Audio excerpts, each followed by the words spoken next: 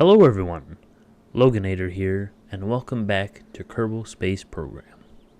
It's been a hot minute since I tried to build the largest rocket I can build in this game, but this time we have mods on our side. One particular mod that I've used in my previous video, you can watch that here, allows me to extend the vehicle assembly building to build even larger rockets. So join me today as I build 5 separate rockets, trying to build the largest one. Starting off with number 1. Some additional mods include this new crew module that has a bit of windows at the bottom, and it was too big for a heat shield, so I included the inflatable heat shield instead. Then, of course, I added fuel tanks and an aerodynamic shell just so that it would take off better. Then I started to add solar panels and a communication dish, and then continued on making the next stage, making use of one of those engine plates, and then moving on to building the next and larger stage. And of course, for good measure, attached several boosters to the outside just so it can launch. And of course, plenty of structuring. You may notice how this rocket is not that much bigger than ones I've made previously, but this is just to test out how the mods work with large rockets. Aptly named Norm 1 as a control rocket, everything seems good and stable at launch. Or so I thought.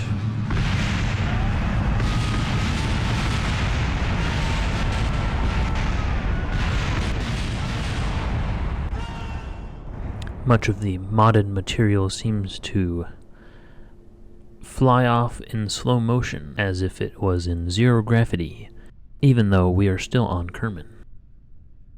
After a few adjustments and fixing the stages, I decided to change the name to Norm 1.1. Back out on the launch pad, everything still seems stable, and the rocket now took off successfully this time, although a bit wobbly. As we ascended through the clouds, the wobble became more and more apparent, until ultimately it led to a bit of a catastrophe. No matter, the rest of the rocket was able to fly just as easily without the destroyed stage. Fairings away, and adjust the rocket's trajectory so that we went for an orbit rather than just going up and down. After orbiting for a bit, it was time to separate from the launch stage and activate the inflatable heat shield, which worked pretty well, even though it was a bit large. Getting to the lower parts of the atmosphere, it was time to activate the parachutes.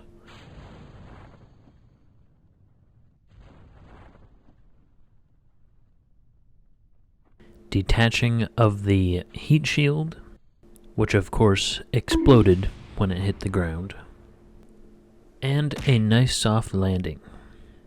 With a successful landing, it was time to move on to rocket number 2. For this rocket, I started off with several parts from the Thunderbirds mod that I used quite frequently in my previous video, and just started making a very large vehicle with tons of fuel and attachment points. Then I attached several engines as well as coupling to attach the next stage, which was a little odd to make, but still worked out.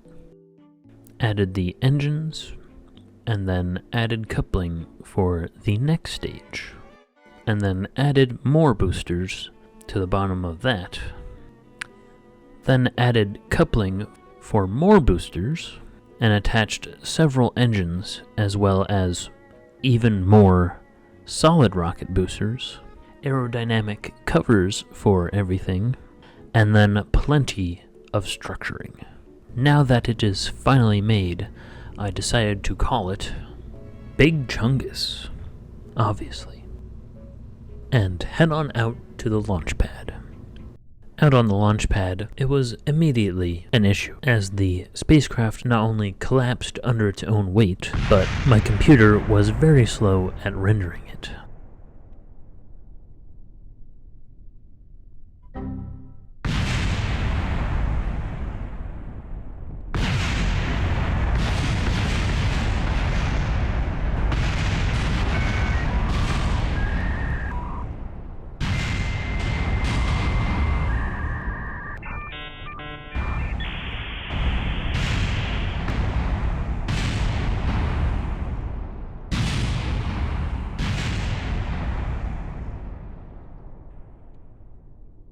After that not-so-productive fireball, I decided to fix it up a bit, although those changes may have been in vain.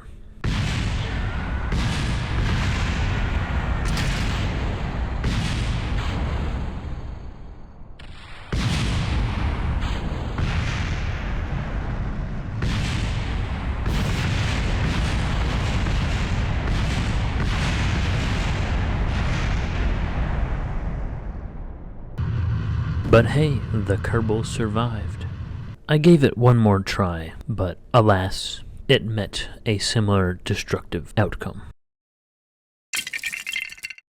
Although Big Chungus met its demise very destructively, I was determined to make a design similar to that of the spacecraft work and fly, which leads us into rocket number 3. Using the similar structure to Big Chungus, I started off with a similar cockpit and kind of fuselage with some fuel tanks on the side to have a kind of side booster design.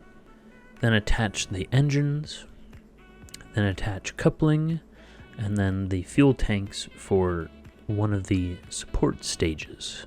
Then some side fuel tanks to have a little more power on this stage.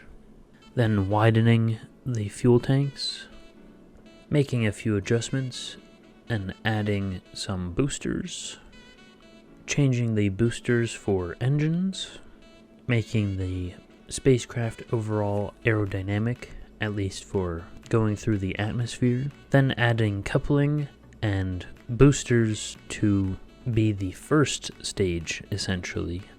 Making some adjustments, then adding some more boosters to the sides of those, then adding plenty of structuring. With the final result resembling the previous rocket, I decided to name it Big Boy rather than Big Chungus. And we were ready to launch. Out on the launch pad, things were already going much better than previously. That's pretty good. And off to the sky we go, starting off kind of slowly, but powerfully, rising into the stars. Stage separation went pretty well. And again for the second stage.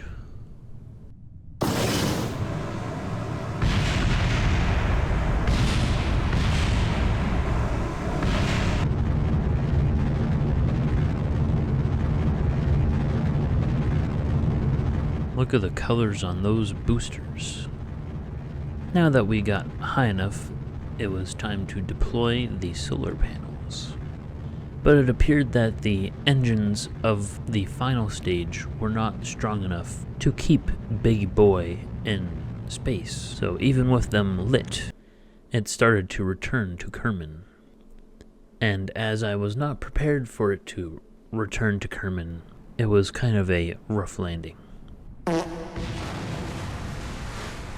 But this one being more successful than Big Chungus, I'd say that was a success. And it was time to move on to rocket number 4. So for this one, I used the same crew area as the previous spacecraft and even had a cargo area. However, this time I wanted to make use of the nuclear propulsion, such that I had tested in a previous video, which you can watch here. So I added the fuel tanks to the side and then added the engines and I will say it does look a bit like a B-wing bomber from Star Wars, but just ignore that for now. Adding solar panels and, of course, plenty of radiators, because these engines can overheat quite quickly. After figuring all that out, I added a little bit of crew area within the cargo hold, then added some fuel tanks and engines to get the craft moving for the nuclear engines to activate. Then added coupling and many fuel tanks, maybe a little too many, engine plates, and of course plenty of engines for the engine plates.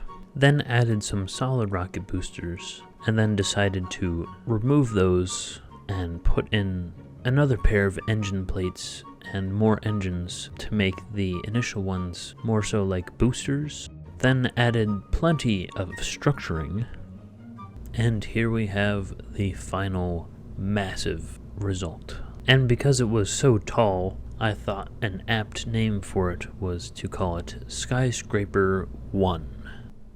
Out on the launch pad, you could clearly see just how tall this thing was compared to objects like the water tower and the flagpole.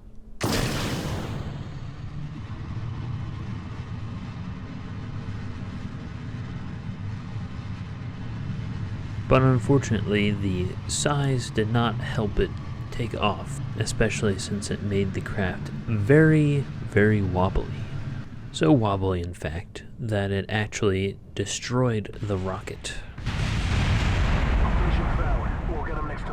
With that in mind, I went back to the vehicle assembly building and made a bit of tweaking, adding some structure in order for it to not wobble, but still be pretty big. Although that didn't quite go so well either. So I went back to the vehicle assembly building again, and this time attached the first stage to the side and doubled it, also adding plenty of structuring. Now with the final result, it was time to rename it Skyscraper 2 and head out to the launch pad. Looking a little squatter, but still being quite massive, Skyscraper 2 was ready to launch.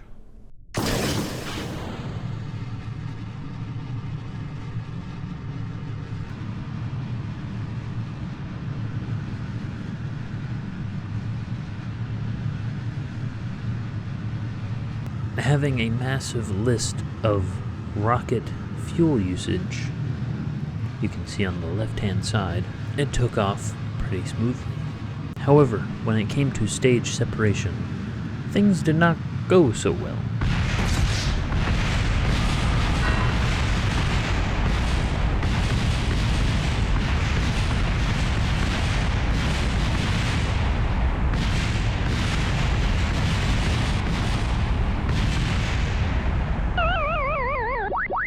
And for some reason, when I restarted the launch, the rocket kind of collapsed on itself.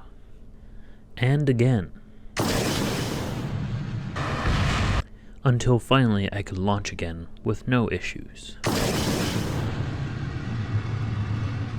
That is until I found when it came to stage separation,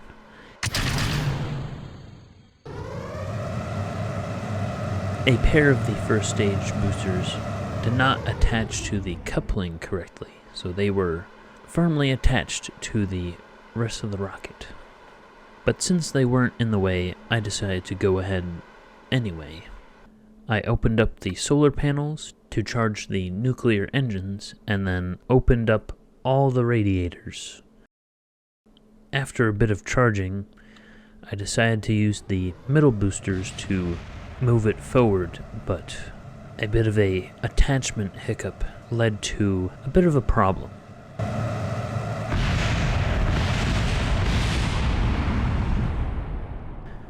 So the ship ended up falling back down to Kermit.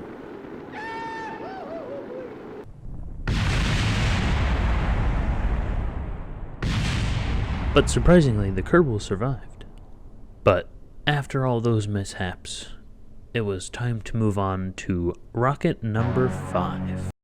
For this one, I departed from the fuselage design of the previous rockets and went for a more classical rocket shape, or rather a more rocket-shaped look rather than a airplane space shuttle look. I included a nuclear reactor to power the Karud part of the rocket, and then decided to add a cargo bay just to have enough room to attach other parts. And this time I decided to use many more nuclear engines and thus many more fuel tanks for the nuclear engines. I started off with this design that had rather large tanks and then switched them out for more narrow tanks before adding the nuclear engines. Then I did a bit of organizing to better equip the engines. Then of course I had plenty of radiators and solar panels and attached a very large communication antenna. Now that we had 6 nuclear pulse engines, I added several RCS tanks and thrusters, and then started to build the rest of the rocket that could get it into orbit. Switching about the fuel tanks so that they were level, and then adding the engines in order for the fuel tanks to be used.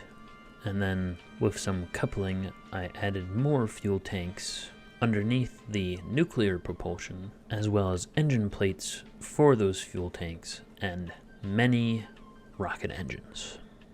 Then added some coupling and some solid rocket boosters to help it get off the ground, retracting everything so that the spacecraft can launch more aerodynamically. Then of course adding many points of structure. Adding some light fixtures so I could see what was going on when we were in the darkness of space. And here we have the final product, aptly named Manhattan due to it not only being taller than many skyscrapers, but also being a collection of a few skyscrapers similar to that of the island of Manhattan. And thus we were ready to launch. Truly a massive structure. As you can see, it is almost double the height of the vehicle assembly building, and having quite a large crew, we were ready to take off.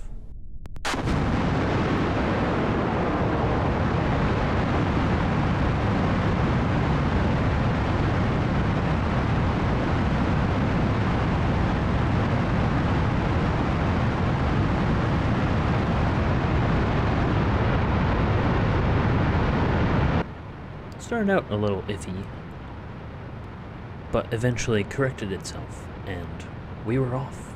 Slowly at first, but we made our way through the skies.